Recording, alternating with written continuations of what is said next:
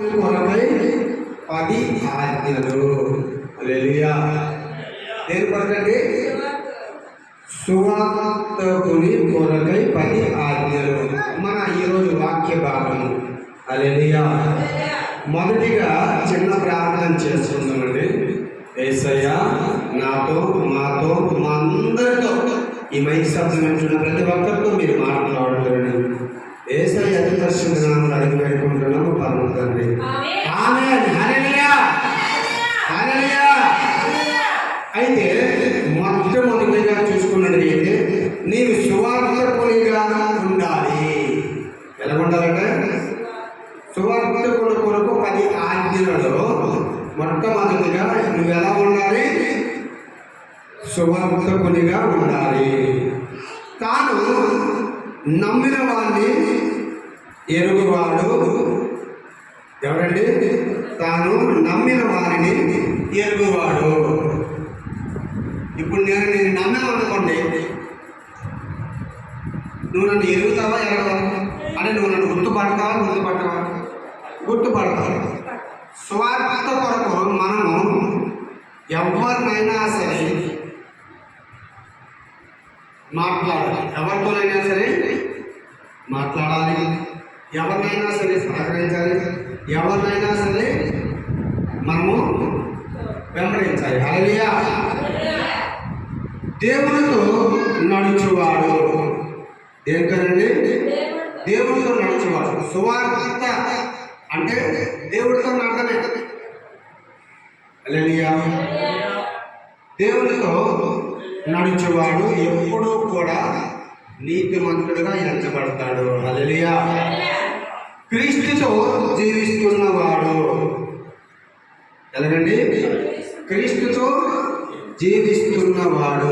క్రీస్తుతో జీవిస్తున్నవాడు అంటే క్రీస్తుతో జీవిస్తున్నవాడు, క్రీస్తులో జీవిస్తున్నవాడు, క్రీస్తును వెంబడిస్తున్నవాడు. వీళ్ళు సువార్తికునిగా ఉండాలి. హల్లెలూయా. క్రీస్తు అయిన యేసు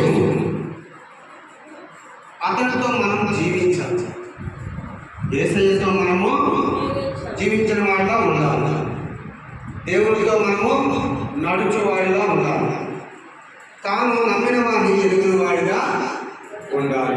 మనం ఎవరు నమ్ముతామో? యేసుక్రీస్తు ప్రభువు. మనం ఎవరిని అడగాలి? యేసుక్రీస్తు ప్రభువునే ఎరగాలి. ఇంకెవరిని కూడా మనము దేవుడని ఒప్పుకోకూడదు. హల్లెలూయా. అలాగే నిన్ను నీవు కాపాడుకొను మాదిరిగా ఉండాలి. ఎలాగట? నిన్ను నీవు కాపాడుకొను మాదిరిగా ఉండాలి. సంఘంలో ఎలా ఉండాలి? సంఘంలో ఎలా ఉండాలంటే మాదిరిగా ఉండాలి. సంఘంలో మాదిరిగా అంటే అందరూ ఒకలా ఉండాలి. నేను ఒక్కడు మాత్రం ఒకలా ఉండాలి. దేవుడిలో నేను ఉండాలి. దేవుడితో నేను ఉండాలి. దేవుడికి సమీపంగా నేను ఉండాలి అని సంఘమునకు మాదిరిగా ఉండాలట. హల్లెలూయా. అలవాట్లలో మాదిరిగా ఉండాలి. అలవాట్లలో అంటే నువ్వు చేసే పని. హల్లెలూయా. నువ్వు చేసే ప్రతి పనిలో కూడా మాదిరిగా ఉండాలి. అంటే నువ్వు మందిరంకి వచ్చినప్పుడు ఎలా ఉండాలి? నువ్వు మందిరంలో చేసే పని ఎలా ఉండాలి? మందిరంలో నీ తీరు ఎలా ఉండాలి? హల్లెలూయా. అలవాట్లలో మాదిరిగా ఉండాలి. హల్లెలూయా. నెక్స్ట్ ఇంద్రియ నిగ్రహంలో మాదిరిగా ఉండాలి. హల్లెలూయా. ఇంద్రియ నిగ్రహం అంటే మన స్థితిగతులు, మన అలవాట్లు, మన తీరు, మనలో ఉన్న ప్రతి ఒక్క అభిప్రాయం ఎలా ఉండాలట? మాదిరిగా ఉండాలట. ఇంద్రియ నిగ్రహంలో మాదిరిగా ఉండాలట. మీకు చిన్న ఉదాహరణ, మందిరములకు వెళ్ళేటప్పుడు ఎలా ఉండాలి అన్నదానికి సంఘములకు మాదిరిగా ఉండాలి. అలవాట్లలో మాదిరిగా ఉండాలి. ఇంద్రియ నిగ్రహంలో మాదిరిగా ఉండాలి. హల్లెలూయా. మూడో చూసుకున్నట్లయితే నీవు క్రీస్తునే ప్రకటించాలి. హల్లెలూయా. హల్లెలూయా. నువ్వు సువార్తకి వెళ్ళినప్పుడు ఎవరిని ప్రకటించాలి? క్రీస్తుని మాత్రమే ప్రకటించాలి. వృధా మాటలు నువ్వు సువార్తకి వెళ్తాను, సువార్తనే ప్రకటించాలి. వృధా మాటలు, వేస్ట్ మాటలు ఆడకూడదు. దేవుడు అంగీకరించినట్టు. హల్లెలూయా. ముసలమ్మ ముచ్చట్లు వద్దు. సువార్తకి వెళ్ళేటప్పుడు ఏం చేయాలి?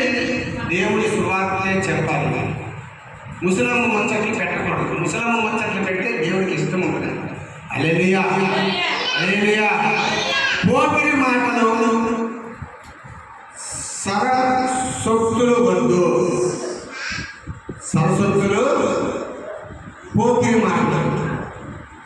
అలా ఆడు చూడ, లేడు చూడ, లాయిలు చూడ, లీగిలు చూడ, అక్కడ అడగన్నాడా, ఇది అడగన్నాడా అలాంటి పోకిరి మాటలు మనము ఆడకూడదు.